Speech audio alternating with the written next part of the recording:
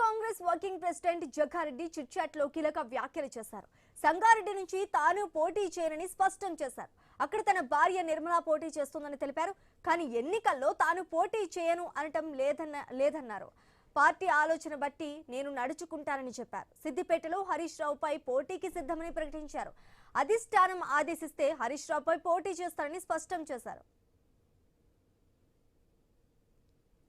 నియోజకవర్గాలు పెరుగుతాయని సీఎం చెప్పారని జగ్గారెడ్డి అన్నారు. వచ్చే ఎన్నికలో 117 సీట్లు గెలుస్తామని తెలిపారు. 117 సీట్లు గెలిచే ఆలోచన సీఎం రేవంత్ రెడ్డి మొదలుపెట్టినట్లు అర్థమవుతోందన్నారు.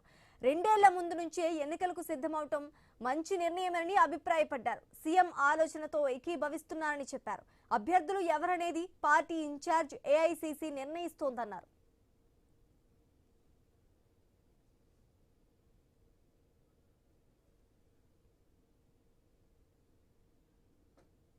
బీఆర్ఎస్ సర్వేలు ఆ పార్టీకి అనుకూలంగా ఇస్తాయని జగ్గారెడ్డి చెప్పారు. ఏమీ లేని బీజేపీ కూడా అధికారంలోకి వస్తుందని సర్వేలు ఇస్తోందన్నారు. ఎమ్మెల్యేల పనితీరు కూడా సీఎం చూసుకోవాల్సింది కాదా అని అన్నారు. ఇంటెలిజెన్స్ నివేదిక ఆధారంగా ఎమ్మెల్యేలు మంత్రులను మందలించే హక్కు సీఎంకి ఉంటోందన్నారు. సీఎం చెప్పిన సూచనలు విని సరిదిద్దుకుంటే ఎమ్మెల్యేలకే మంచిదని సూచించారు. సరిదిద్దుకోకపోతే టికెట్ ఇవ్వాలా వద్దా అనే ఆలోచన కూడా సీఎం ఆలోచించుకోవచ్చని జగ్గారెడ్డి స్పష్టం చేశారు. ఇక ఇదే అంశానికి సంబంధించి పూర్తి డీటెయిల్స్ మా ప్రతినిధి క్రాంతి కుమార్ అందిస్తారు. క్రాంతి కుమార్, పొద్దున్నగా జగ్గారెడ్డి కేంద్ర అధిష్టానంతో అంటి ముట్టనట్టుగా ఉన్నారు. సీఎం గానీ అధిష్టానం పిసిసి చీఫ్ గానీ పట్టించుకున్నట్టు ఉన్నారు. అయితే తన పదవి కాలం ఇటీవల ముగుస్తుండటంతో రెన్యువల్ పైన స్పష్టత లేకపోవడంతో అలా ఉన్నాడు. అయితే మళ్ళీ తన భార్య నామినేటెడ్ పదవి, చైర్మన్ పదవి రెన్యువల్ లో ఉంది అన్న సంకేతాలు రావడంతో మళ్ళీ అధిష్టానాన్ని కవర్ చేసే ప్రయత్నాలు చేస్తున్నారు. ఇందులో భాగంగానే ఇటీవల గాంధీ భవన్ లో కొన్ని చిట్చాట్ లో కొన్ని కీలక వ్యాఖ్యలు చేశారు. ఏదైనా సీఎం పిసిసి ఇన్ఛార్జే తోపులు అంటూ చెప్పారు. మిగిలిన సిట్టింగ్ ఎమ్మెల్యే ఎవరు కూడా తోపులు కాదని, వాళ్ళ పనితీరు మార్చుకోకపోతే వాళ్ళ సీట్లు మార్చే అవకాశం ఉందని చెప్పి కూడా జగ్గారెడ్డి తన చిట్చాట్ తో చెప్పారు. ఇందులో భాగంగానే సంగారెడ్డి నుంచి తను పోటీ చేయనని ఇప్పటికీ పలు సందర్భాల్లో చెప్పారు. ఇక్కడ కూడా ఆ చిట్చాట్ లో అదే చెప్పారు. తన భార్య నిర్మలా జగ్గారెడ్డి అక్కడి నుంచి పోటీ చేస్తుందని చెప్పారు.